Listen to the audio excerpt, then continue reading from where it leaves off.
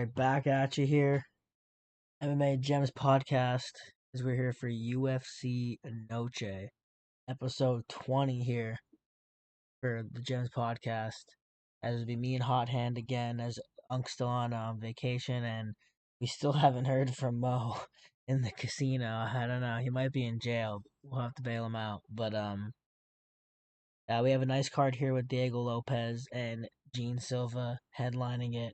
A couple of questionable low level fights in between. But we have 14 fights, so without further ado, we probably should get this one going. And we'll start off with, I believe, the Ultimate Fighter finals. And this fight was originally supposed to be a few weeks ago, and now I got it rescheduled here, and we have Donchenko taking on Rodrigo Sezinando. Donchenko is pretty well-rounded prospect out of Ukraine. Fought out of the Kazakhstan regional scene in Niza, and then in Tough. Overall, he has solid pressure. Cardio has been around for 5 rounds a couple times. He has a striking background, but he also has pretty notable strength in wrestling. He's fighting lightweight in Niza, but he's 170 for this Tough season. So I don't know. He looks like a little bit bigger. He looks like he's carrying the weight well, but he has strong leg kicks, throws decent volume. His takedown defense is alright. I've seen him lose a fight getting taken down, but it was against some crazy looking. Even though the guy was like 17 and 13 or something around that, he was a pretty crazy looking Kyrgyzstan guy. So with a lot of good wrestling, so I don't discredit him for that. Then you have Sezinando. He's from Nova União, the prestigious gym in Brazil. 6 foot, decent size, and he's grappling heavy. I did notice that he seems to fade as the fight goes. And overall, striking wise, he lands. He does land and have knockout power, but he could get a little bit wild and unorganized in the striking. And I've seen it. I've seen it put him in some trouble, even though that he's had a decently solid career thus far. He's still unproven, like both of these guys are. Overall, I think the durability and grit from Donchenko is going to give him the slight edge here.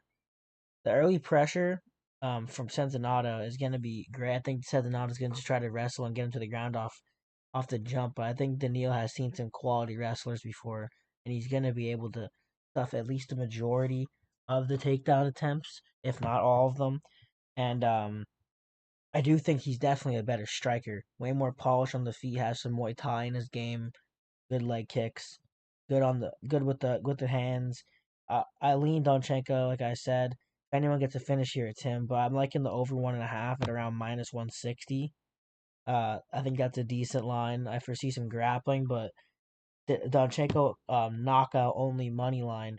By the time I wrote these notes, it wasn't up. I'm gonna check right now at what that line is looking like. Uh, for his knockout only money line, I'm checking on DraftKings. That's the only place that I know has this. Or I think FanDuel has decision no bet, which is pretty much the same thing, but a little slightly different. Now then, in the parlay piece, Daniil Donchenko knockout only money line minus 400. I think that's a parlay piece, and you get a void if anything. But that's about it for this fight. How do you feel about a hot hand? Yeah, I'm not big on this fight. I mean, minus 225 is kind of steep for the Ultimate Fighter. Two people fighting for a contract. I'm not trying to force any bets here, but I do think the Ukrainian it does have a slight edge. But I think he was plus 185. I don't want to bet against the Nova Gym as they're very prestigious. So, with that being said, I could see Daniil winning. I do think he is going to win the fight by KO more than likely in a later round, but I don't think the odd or the value is on him here. So if I were to bet, I probably would bet Rodrigo at plus 170, but I'm more than likely gonna take Danil by KO rounds 2 or 3, or play both KO round 2 and then KO round 3. If so, we'll keep it pushing, and we'll go to another fight.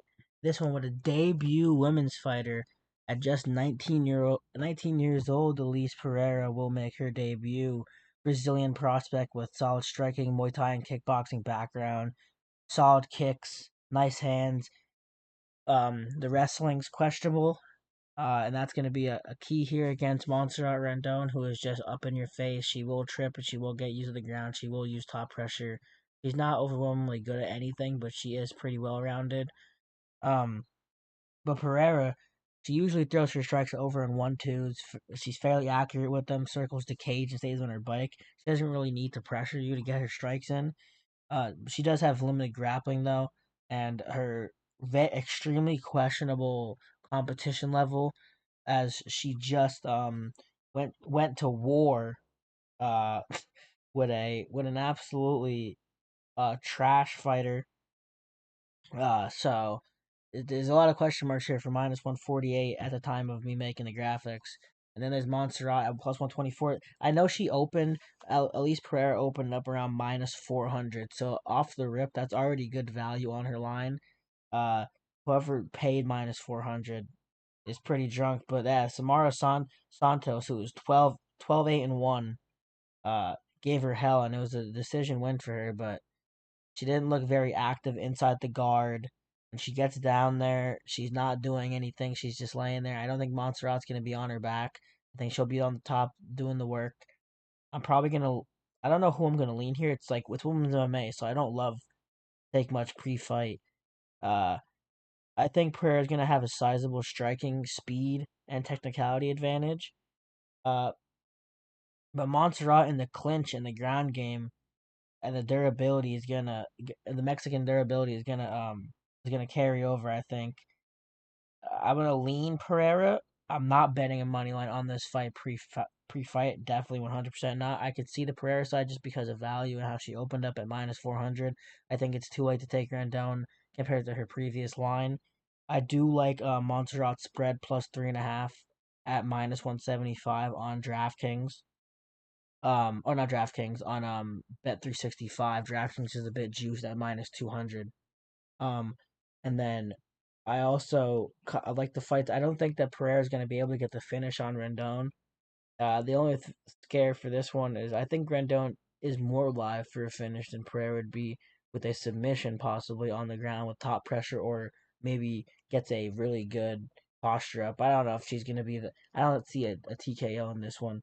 I can just see possibly a sub, but I'm still going to like the fight to go the distance at around minus 215. I think there's value on that line. It's not too steep for a women's fight, and you can parlay that up with a parlay piece.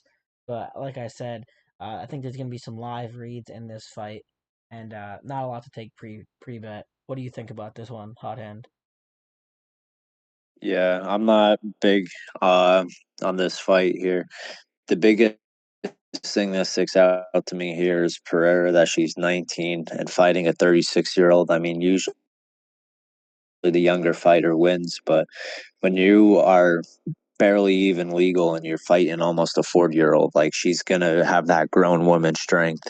I feel that with her game plan to wrestle her and clinch her, I believe that's going to be a big advantage for Rendon. So I can't really take a 19-year-old uh, and not the best line just based off who her brother is. So I mean, and she only started Oh training no, 3 years this ago. How ain't Pereira's brother or sister. That's I I got that thought it was. confused. No, I got that confused too. That's a different one. This ain't her. It's like Eileen Uh, Pereira or Eileen, or something like I that. was gonna say I literally just seen something about her fighting soon, or her making a debut in something. But yeah, I must have mixed them up then. But either way, she's 19 years old. How she started 3 years ago, so how deep could her bag possibly be? Uh, I think Rendon is going to have a strength advantage, and with her wanting to look for clinches and takedowns, I think her takedown prop would be live, depending on what the line is, like a over zero point 0.5 or a over 1.5. I may possibly play, and I do like her by sub at plus 800 as a little lotto play. But as money lines go, I'm not touching this. Yeah, live bet or like we said, uh, breads or an over here. But We'll move on to the next fight. We have another debut guy in Alden Pereira taking on Alessandro Costa. So for Correa, making his debut, a Fury guy, not much that impressed me when it came to him. Uh, he does have decent top pressure. I did see in some of his fights, but there was really nothing that stood out. And then you have Alessandro Costa, who I think is pretty well rounded. He has good takedowns, good submissions, and he does have has real power and has knockout power at that. So with this being steamed as it is, I don't really want to lay too much into this. But 10-3, Alden Correa, he's never been knocked out, so I'm not. I think an over could be in play here. He has been submitted, and Costa does have somewhat of a bag. I think Costa is more or less maybe not a lock here, but I think he should win this fight pretty much everywhere.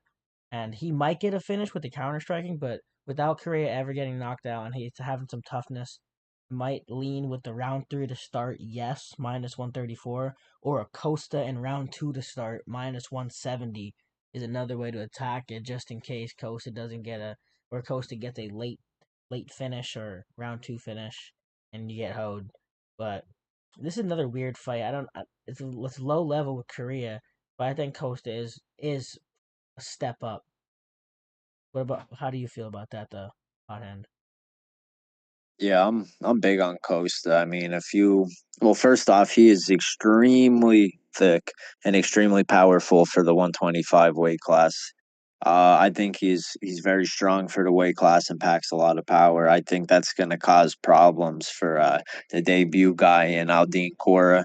I think Costa has fought way better competition, as in Amir Albazi, who's ranked second. He's fought Steve Ursig, who almost beat Pantoja for the belt, and he just KO'd Borjas in his last outing. And Borjas is a pretty good Peruvian striker. So I think Costa is worlds above Cora here. I like Costa's money line for LA. I think he's going to knock him out as well. So I'm going to sprinkle on his KO at plus 225. But I think Costa is live for a finish here. Yeah, this was a weird fight. I think that Costa could be a little bit steeper even than minus 395. We'll keep it moving, and then we have an extremely low level bout here, extremely low level with Zachary Reese and Cedric Dumas. Um, uh, Overall here, there's not much to say. Cedric Dumas is fairly well rounded at the low level. He has striking, he has some grappling. He's beaten a guy like Cody Brundage who has beaten Zach Reese, but Zach Reese, on the other hand, has knockout power, has better grappling, I think, than Cedric Dumas. Uh, but he's coming off that questionable win against Dusko Todorovic, in which I think that there's an argument to be made that it could have went the other way, even though uh, he won. I'm not going to argue that, but it could be an argument could be made. Uh, I think this fight's a little bit closer than this minus 238 line. I'd never get caught dead paying this minus 238 line price in this fight because it's a poverty fight. So I'll get right to it. It's just Dumas is a step ahead in the technicality, but Reese is deadly in his own rights. I think that Reese looks to grapple after possibly being stupid on the feet in round one and eating some shots. Value wise, it's Dumas. I'm not taking the money line. I think the fight is closer though, so you can probably value bet long haul and take the near 2-1 Dumas, but he hasn't been or not striking properly. He hasn't been training properly. He hasn't been going off with that all that bullshit with being in jail, monitor. He's definitely not 100% focused on this. But I will also say that this is a life changing fight for him. He's getting cut. I think this might be a cut fight overall. Zach Reese might get another chance, but if Cedric Dumas is getting cut if he loses this fight, they're giving him so many chances already. So he is going to come into this one with reckless abandon. But for that reason, I like the exact method of victory KO, which is minus 125 on FanDuel. I think they're both trying to save their careers and they're going to be looking to end it. You can hedge it with Reese sub at plus 300, or you can take a fight to go the distance at almost plus 400. So either way you can sprinkle and make sure you make out. But I do think that one of these guys is getting finished. I don't know what round. That's why I don't want to play around with round props though, and they're pretty juiced anyway. Uh, how do you feel about this poverty fight? Yeah, I'm not big on this fight as well. I mean, I think Zach Reese is very overvalued here. I think he's a better fighter than Dumas, and he beats him. But I do think Dumas should not be a plus 195 whatsoever.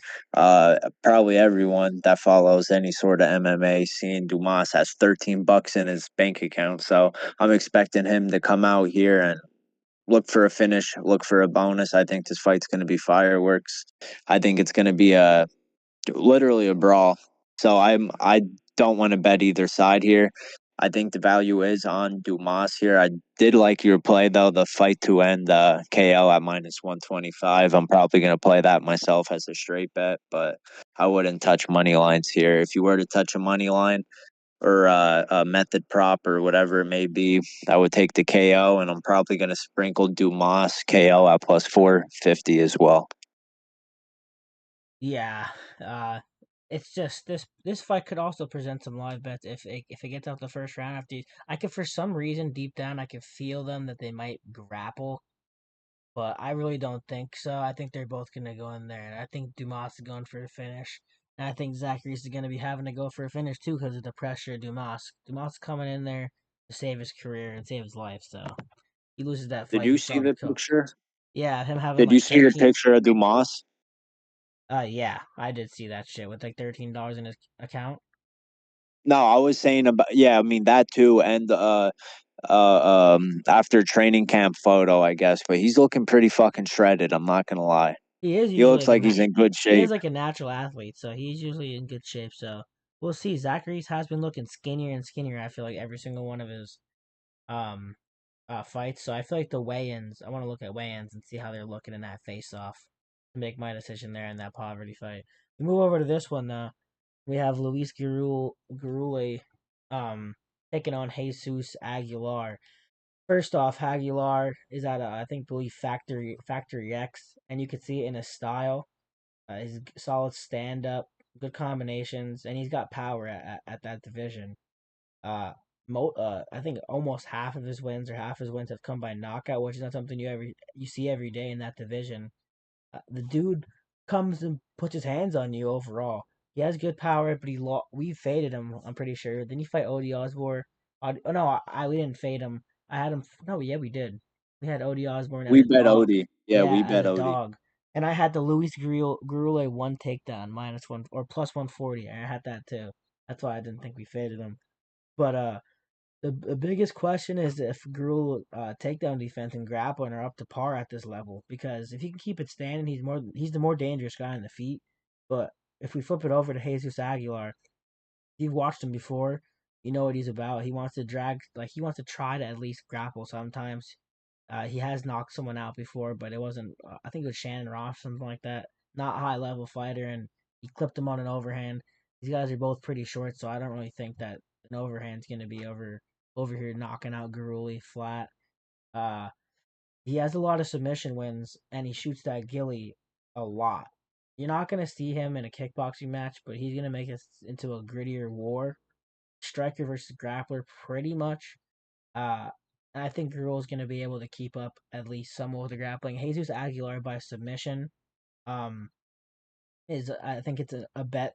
It's like a Chase Hooper bet. You know he's shooting a guillotine 100% at least one time in this fight if he doesn't get flatlined early. It's going to be a guillotine attempt.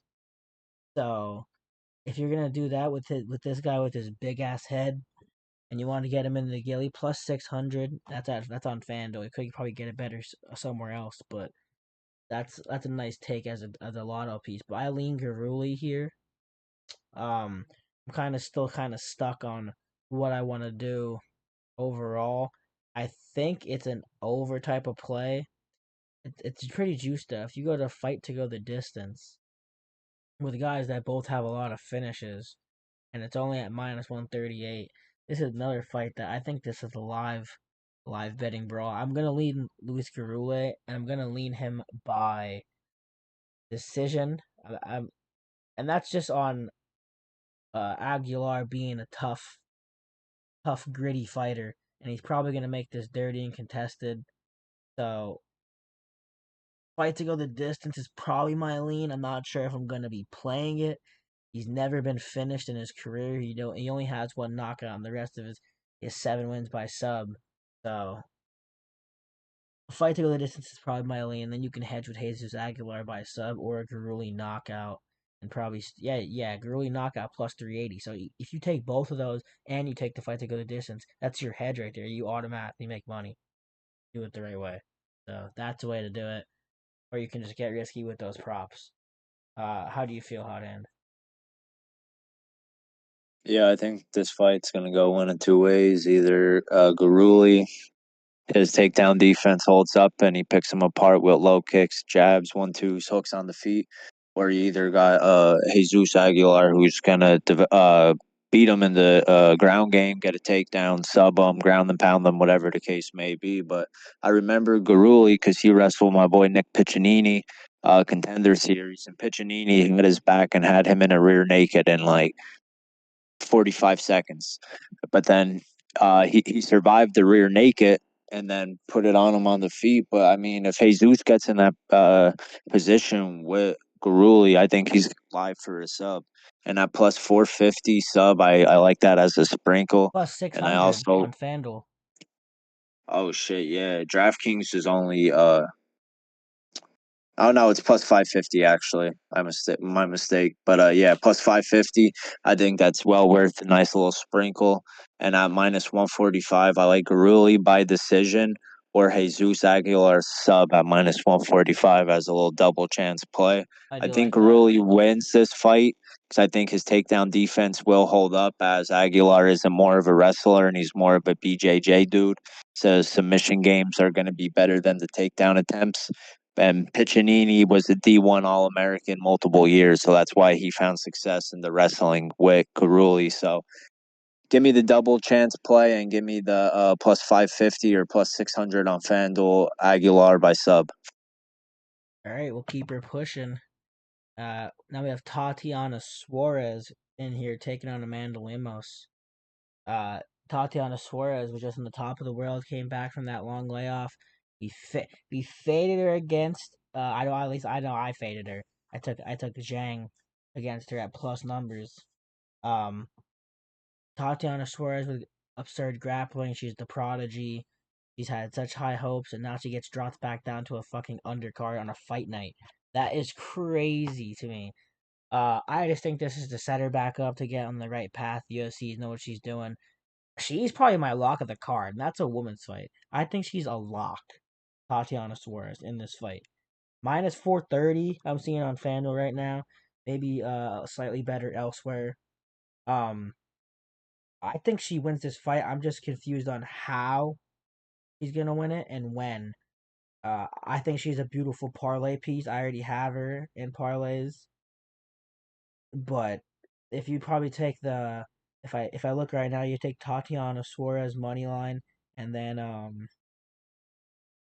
over 4.5 minutes. Or we'll go round two to start, and you get that at minus 145.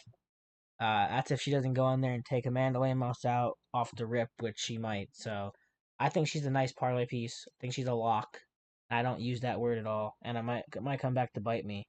But I already have her played in some parlays, mixed across MMA, college football, a bunch of different stuff. So he's locked in. I'd have to be persuaded otherwise. How do you feel? Like, do you disagree, Hot Hand? How do you feel about that?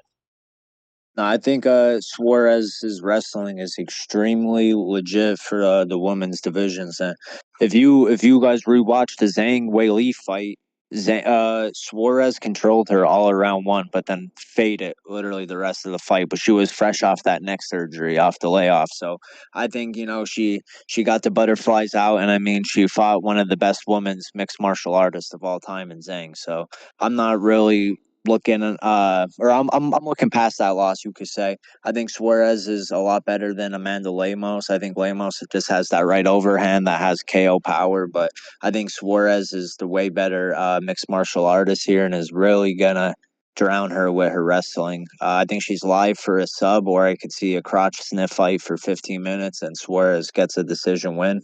But I do like her as the lay piece as well. All right, we'll keep her pushing.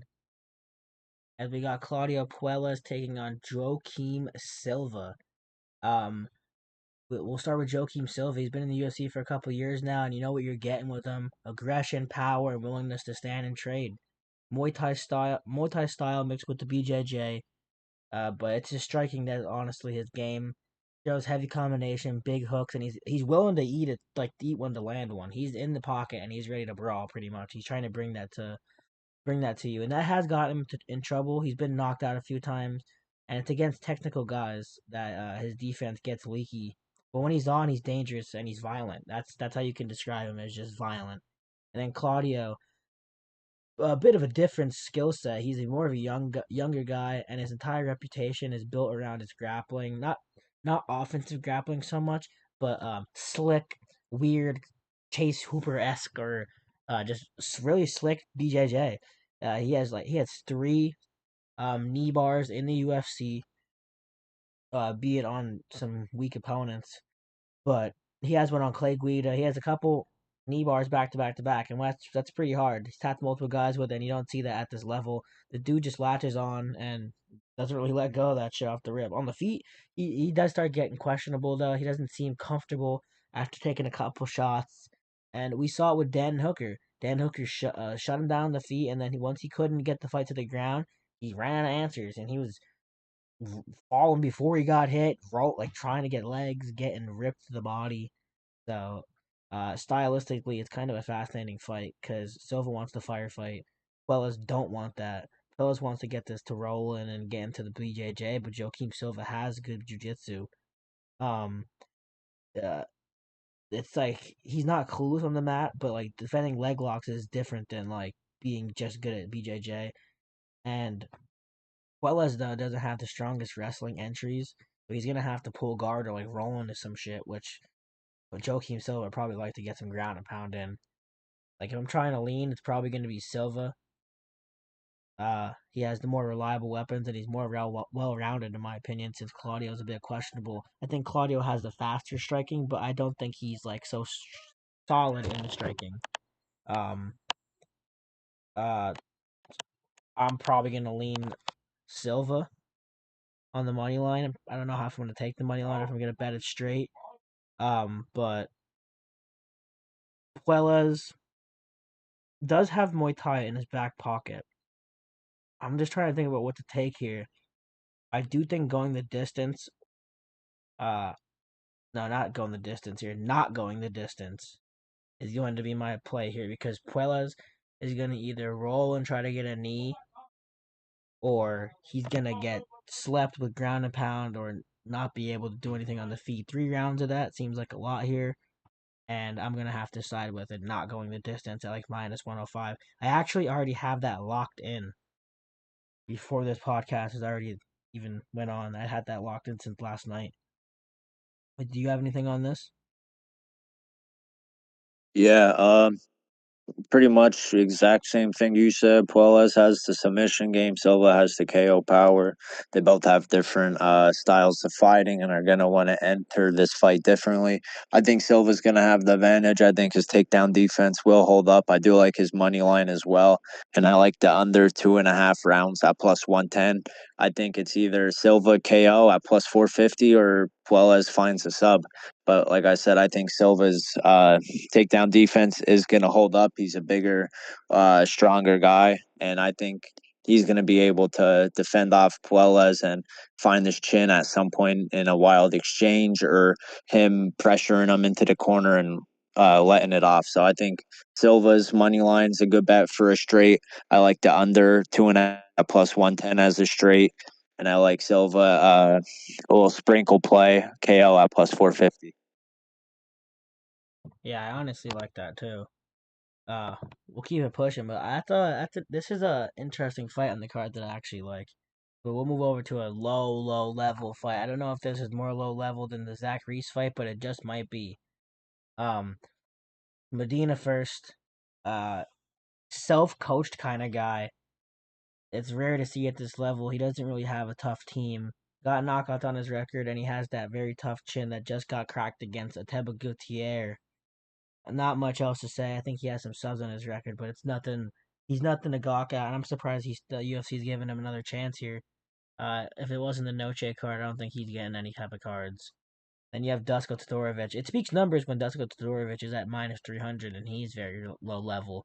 He did go to decision with Zach Reese, but like I don't have to say much about that. Like you know what you're getting from Dusko. Heavy hands, pressuring forward, and he's a guy who wants to put you in the fire. Uh, he is trying to be a finisher on the feet, and he has some type of submission game. The game's built around throwing heat, though, but he takes a lot of damage. This fight's probably gonna be some doofy shit. So like, I'm not ever gonna pay minus 300 on Dusko Todorovic. I do think this fight is gonna, but I don't think that Dusko Todorovic is gonna be able to finish Medina like a Teba Gutierrez. Like Medina's chin is still there. I think an over 1.5 might be able to be a play here. Uh there's not much that I like in this fight. I think that Medina's line or Dusko's line is gonna come down in the first round after some exchanges due to him having some weak striking defense and Medina being able to walk through shots. But there's nothing that's really standing out to me bet wise. I'm trying to pull it up right now to see if I see anything that's really standing out. Let me see these round props. But over 2.5 minus 150 is probably decent. I'm gonna look at the fight to go the distance. If Dusko's going the distance with Zacharias, who doesn't have an insane chin, he's not hitting him with some Azamat Bakoev type shots. So if he's not that type of power, he's not knocking out Jose Medina. Medina might end up cleaning him up, but if you take his money line, you might have that covered. Fight to go the distance minus 128 is probably going to be your best bet on value, though. Besides the Medina money line, and that's just pure value. I think Dusko is going to win the fight, but honestly, like barely though. Like they're both extremely low level, so pass from me live until live. Besides the fight to go the distance. How about you? Yeah, I mean, I don't like either of these fighters. I think Dusko's pretty shit. And I hate how Medina takes pride in the fact that he could eat a lot of punches. I mean, that's a good thing, but I don't know why the fuck you want to get hit that much. But he got swept from Gutierrez, but I mean, Gutierrez is more than likely dropping anyone in that division. He's very powerful. But I think Medina here is the one holding the value. I would never pay minus 340 for Dusko, and I think Medina's alive here. So I think Dusko's shit. I could see Dusko winning a decision because Medina has a crazy chin, but I don't like this fight to bet on whatsoever. I think Medina's trash, and I think Dusko's trash. Yeah, not much to bet here. I don't know. That's why I'm saying like this card is kind of questionable. And that's like the way to end out the prelims. So I'm guessing they want that fight to be some fireworks. So I guess I see why they put it there. Before we go to the main card, we just do the usual, letting you know to join the Discord in the description. 100% free for the Discord. We're cooking in football.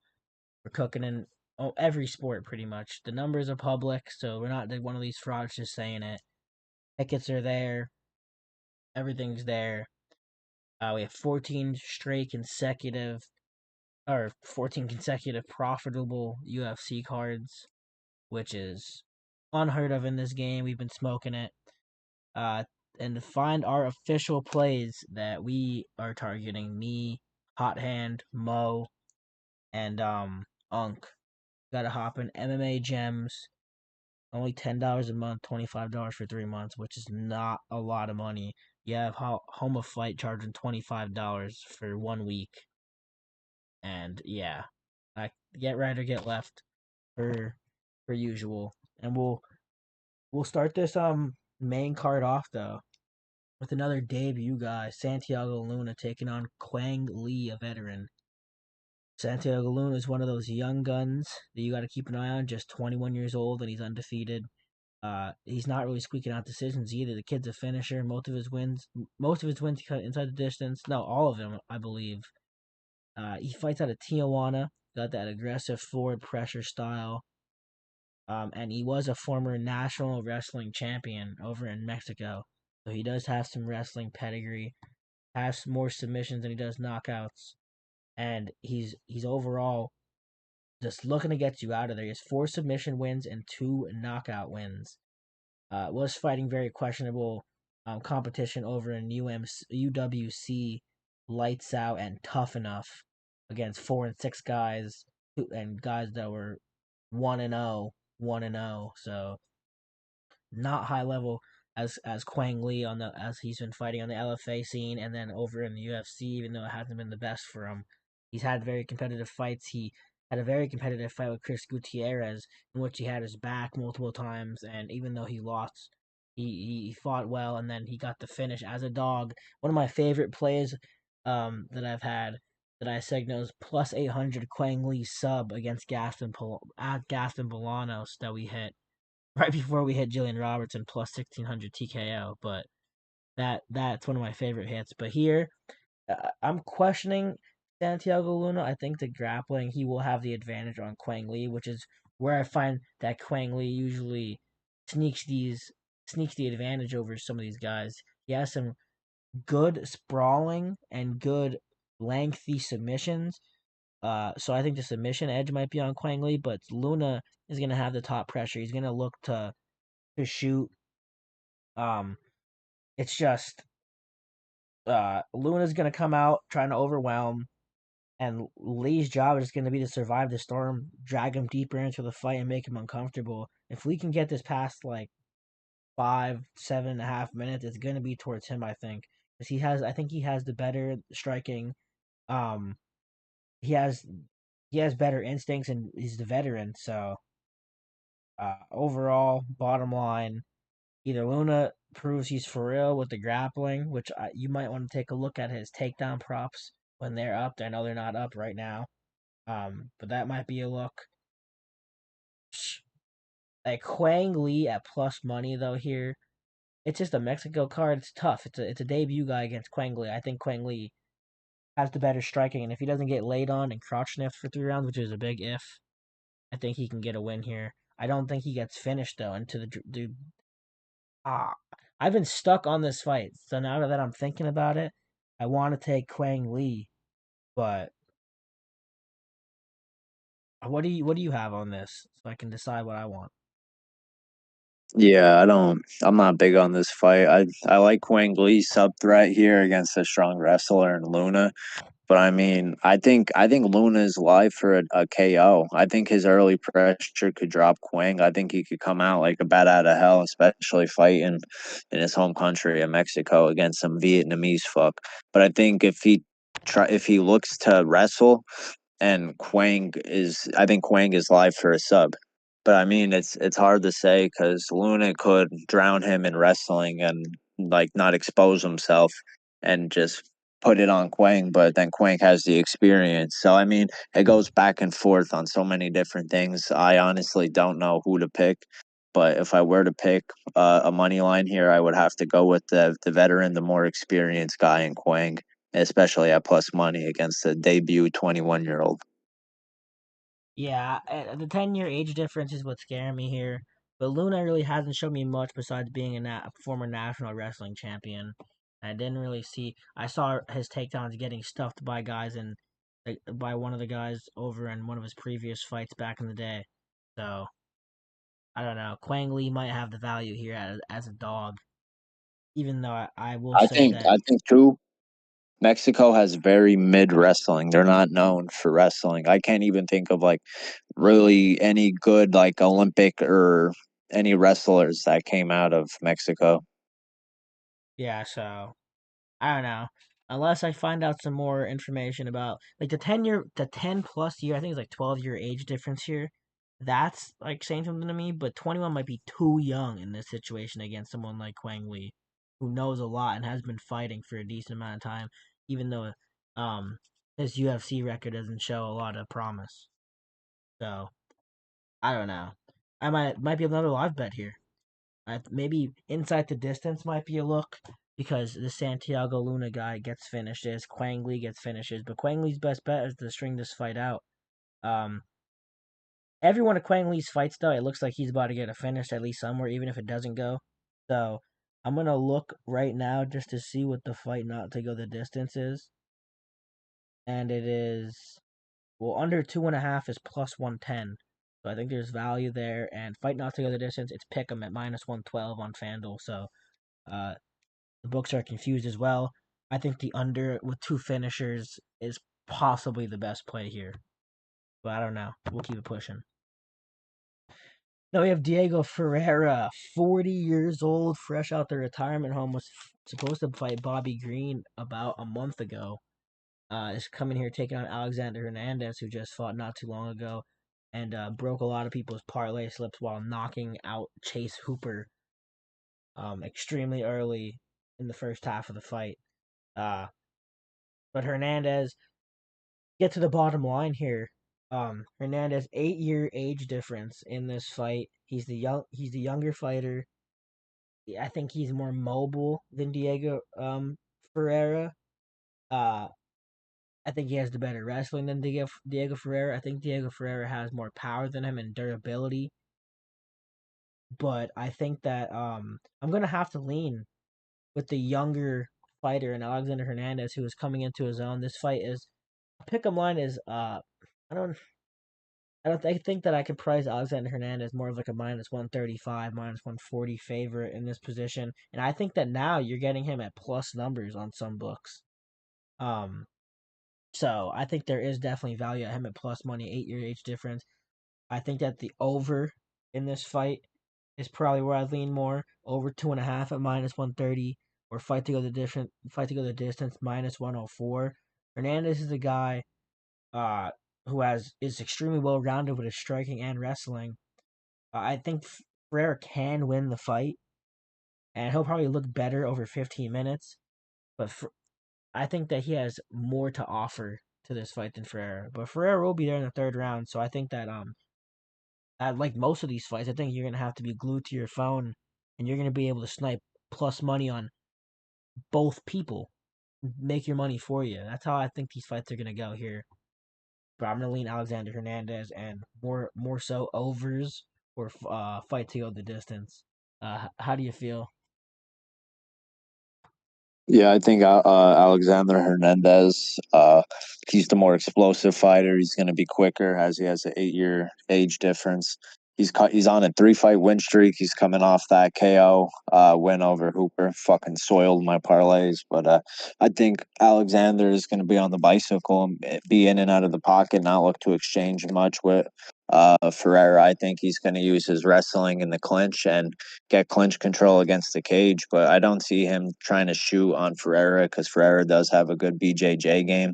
But one thing about Ferreira, he's extremely durable and has a good gas tank. So, like Mike said, I'm interested in seeing Alexander if he's going to really stick out in round one and then slowly fade. So, like he said, you could probably get both fighters at plus money as a Hernandez early bet or Ferreira early bet, and then as he becomes more alive, and if he starts winning round two, round three, you could take then Hernandez at big plus money later in the fight. But I do also like a over 2.5, like Mike pointed out here. I think that's extremely good odds. I don't think Hernandez is going to want to exchange much with Ferreira, and I think Ferreira is extremely durable, and he could eat those bigger shots that Hernandez could possibly land. So I like the over 2.5, and I think live bets on both sides are live here. So Yeah, but we'll keep this one pushing.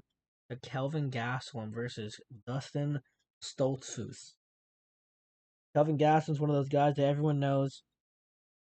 Former Ultimate Fighter guy, former title challenger that war with Izzy. Stocky southpaw boxer with legit hand speed. Um, the downside of all of this is that he's been going through a lot of wars recently, taking a lot of damage, was getting dropped repeatedly. against Joe Pyfer. So he has been showing signs of aging, but I think they're giving him this fight to rejuvenate him. Dustin Stoltzfus showed some low key promise against Nursultan Nazarbayev, but that was after a head clash. After that, Nursultan kind of picked him apart. Not really a household name in Dustin Stoltzfus, but he's a grinder. He came in off the Contender Series, shown flashes. His issue is his finishing ability. He often struggles to get people out of there. So I think an over is also in play in this fight right here. As I think Gastelum could probably get him out of there, but it's a scary. Let me see what the fight to go the distance is on the odds. As I was looking at this earlier, minus 160 is pretty good odds there. Gastelum, you think he can clean him up? You think Gastelum can get the finish here? Oh yeah, yeah, 100%. I think it's going to be a KO. KO by Gastelum. I think Gastelum's going to be a lot quicker than Stoltzfus. Bro, Gastelum's been fighting the best of the division. Every good fighter Stoltzfus fought, like Bruno Ferreira, Abus Nurmagomedov, Nursultan Nazarbayev, and they're not even top 15 fighters. And he's losing every single one of those fights. And I mean, if you look at Gastelum's track record, I mean, Joe Pyfer is a very good fighter. So like I'm not gonna really take that loss as much. I mean he's fought for belts before. I think he's way more alive than Stoltzfus, but I do think Gastelum could KO Stoltzfus, and he probably will. Yeah, that's why I'm scared of taking the over here. Now that I really thought that's why I really thought about it for a second. I was like, wait, he could probably knock out Dustin Stoltzfus. Um, because he's gonna be throwing some heat. Uh, Kelvin Gastelum is a bit juiced on the minus 250 line. I probably would take that. Maybe a Kelvin Gastelum and round two to start. I think Dustin Stoltzfus could possibly last one round. Yeah, because I don't think Kelvin Gastelum is gonna be coming at him with insane pressure off the rip. But minus 600 on the round two to start to make it minus 150. You're not really pleasing me there. I'd rather take the Kelvin Gastelum as a parlay piece. Uh, maybe find something. I don't really know what other avenues I would go here, but Kelvin Gastelum maybe by knockout or yeah, probably knockout or decision double chance can probably bring his line down. I don't really see him getting a submission here on Stoltzfus, so the double The chance. uh the money line is minus 240. The double chance on DK is minus 290. How That's does what that even make any sense? Yeah, I be seeing that on FanDuel. It's minus 230 for the double chance, so that's probably the best you're gonna get there. And you can put that with something, and you have plus money. So with another prop that we've named that was minus 200, so that's right there, easy plus money. Don't force anything. We got Jared Gordon against Rafa Garcia though in the next bout. Rafa Garcia is a somewhat young, hungry fighter. He's like 30, early 30s, but he's still hungry. He got sharp Martai, good grappling.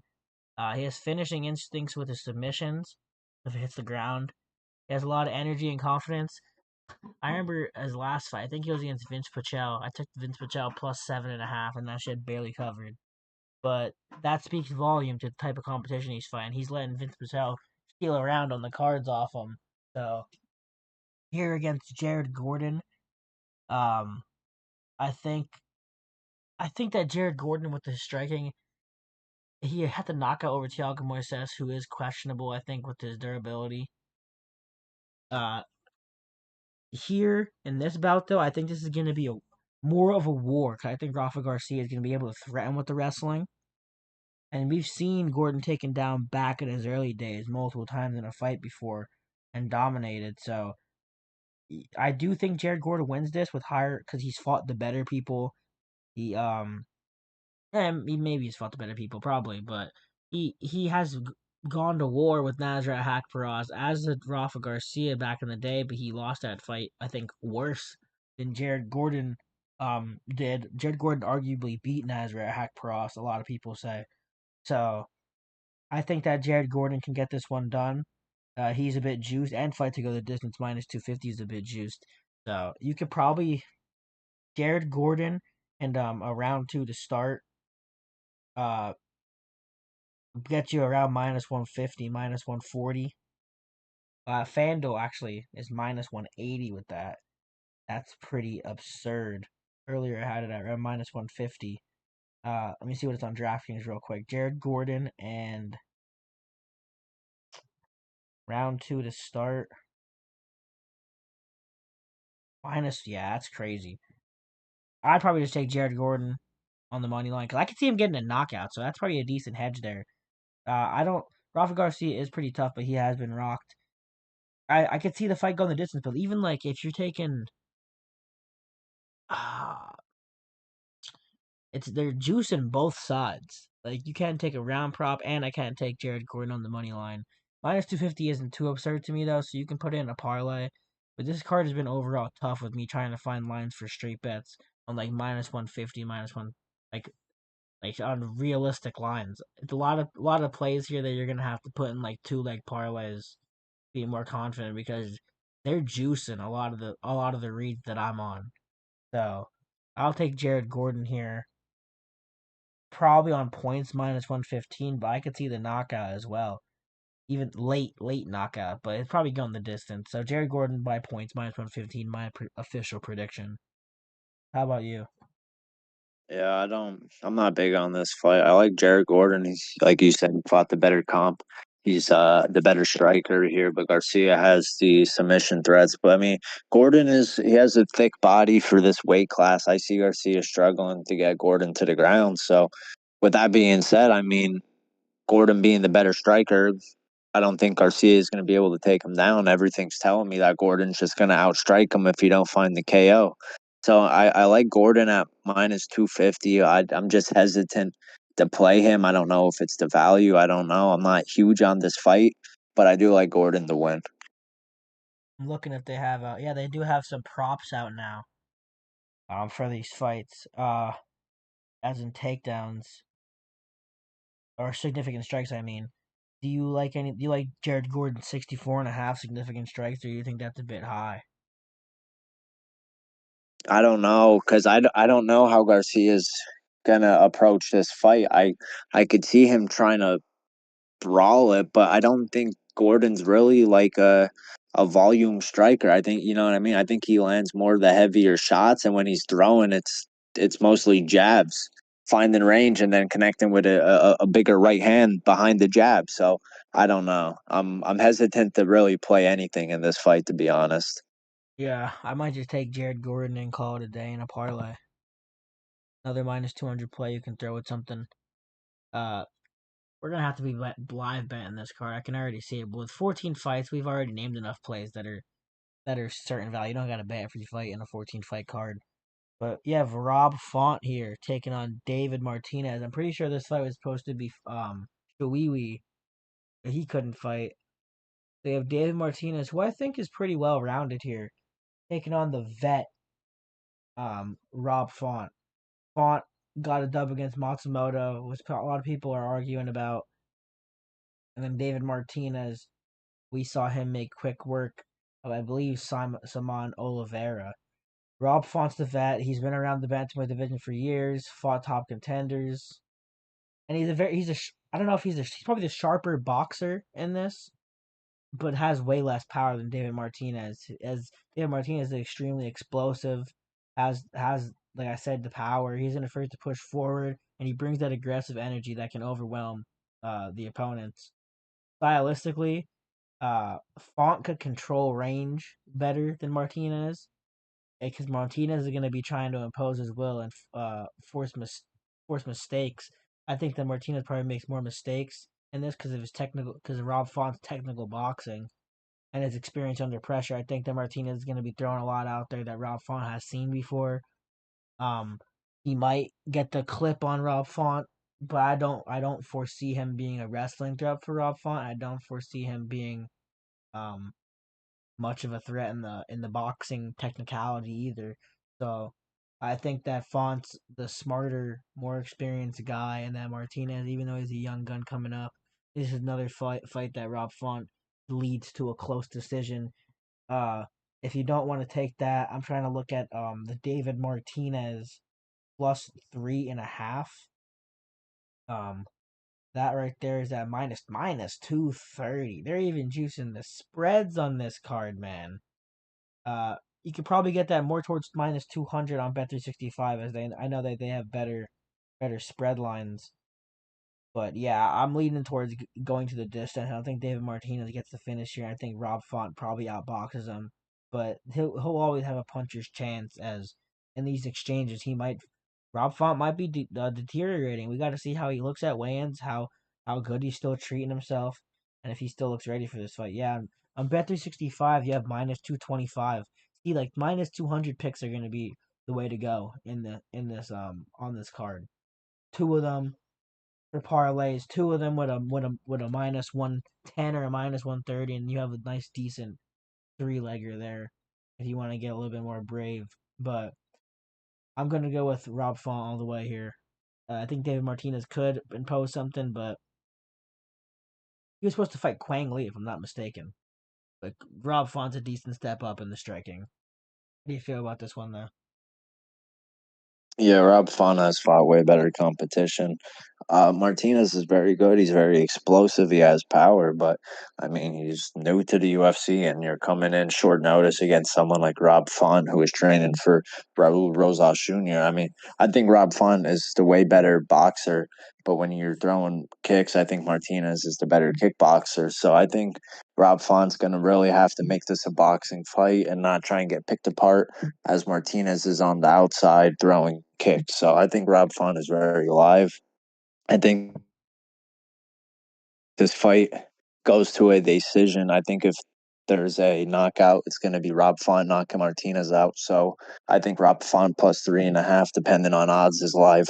I think Rob Font KO is a decent sprinkle, and maybe a KO money, KO only money line. Rob Font is also live, depending on odds. But if you were to play money line, I can't fade the more experienced striker and Rob Font, who's beaten way bigger names than David Martinez. So give me Rob Font on the pick.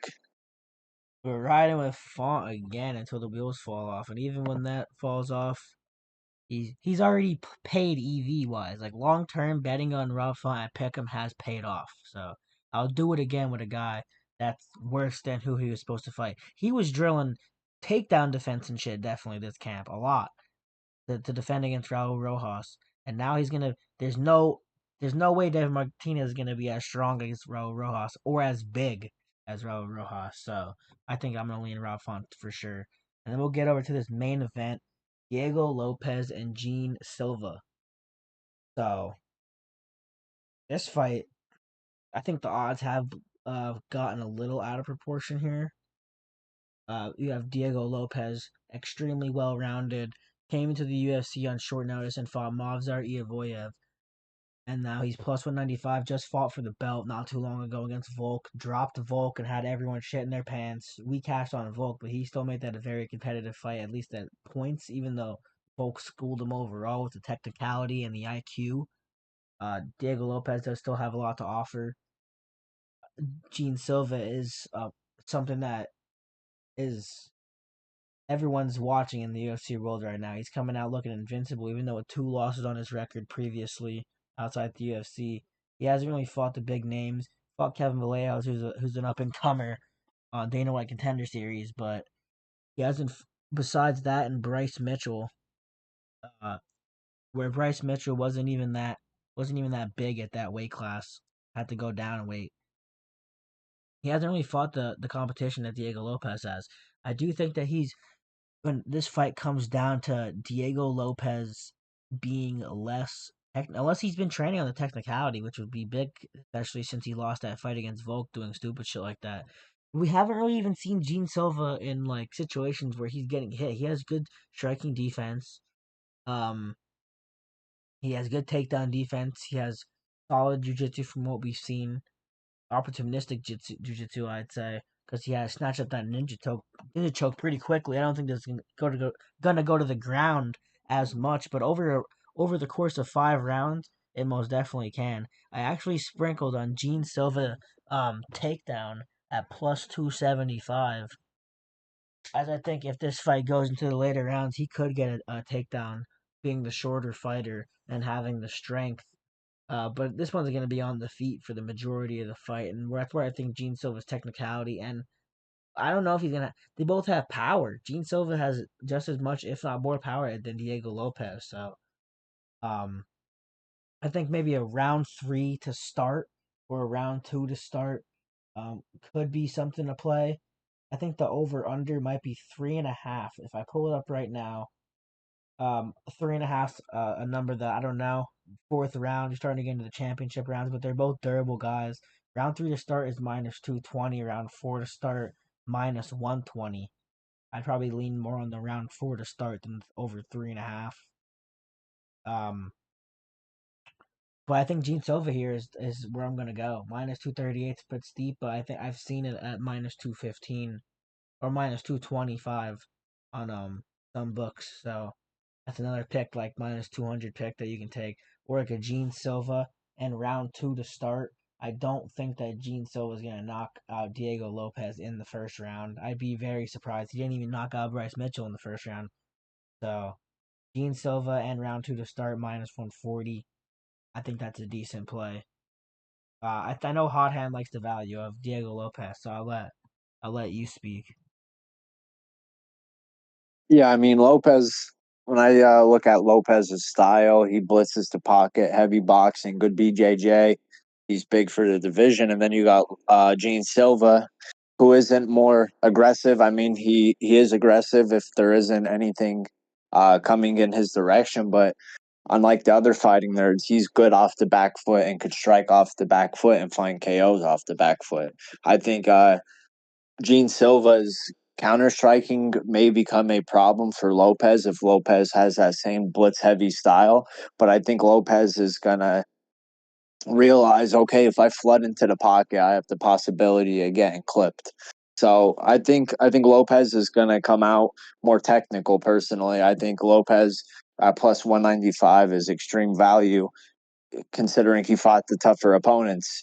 He questionably beat Mosvar in a short notice debut, just went 5 with Volk and dropped Volk. So, I mean, I don't know. I plus 195 against someone who hasn't fought the best opponents and has big fighting nerd hype. I like Lopez. So give me Lopez at plus 195.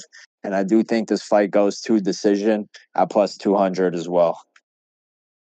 Yeah, I can see the durability of both these guys, and going into the later rounds, I can picture it. I don't really see Diego Lopez getting flatlined here or Gene Silva getting flatlined, so I think overs might be the way to go. Also, if they're brawling, you might be able to get good numbers on Gene Silva at some point too, in like the fourth round if they're 1-1 or whatever. So, do you have your pick for the podcast collab? I'm literally looking shit right now. Yeah, so am I. I didn't really decide on it. Yeah, there's a lot of questionable stuff. I'm just looking through right now to get hmm, this is a tough And one. what's the price we can't go over? Minus 200. Yeah, minus Yeah, 225 will do. It's only two of us, and this card's pretty tough. yeah. I mean, I think I'd say my lock of the card is Costa or Suarez, but they're way too steep. Uh, Yeah, Suarez is my lock. I'm trying to figure out how to play her though. I like Gastelum a lot. I don't see how he loses to Stoltzfus. I got some. Unless Stoltzfus knocks him out, but I mean Gastelum has a fucking chin. So you're gonna tell me Stoltzfus is gonna put it on Gastelum for 3 rounds? Yeah, I think that is a good play. Gastelum's not too juiced.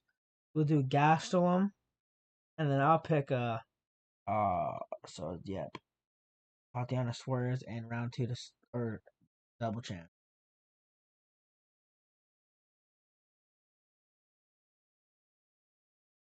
And It's I mean minus. Yeah, it's Suarez minus is a two lot thirty. bigger It's than. minus 230 there. Oh yeah, definitely play that on FanDuel then. Yeah, so And it's plus, minus 103. It's minus 103 for the parlay. Kelvin Gastelum money line and Tatiana Suarez by sub or points double chance minus 103. Lock it in. Sorry for taking so long, but this card is oof. We will see you at the cash counter as always. Thanks for joining. Uh, yeah, let's make some money in San Antonio. See you later.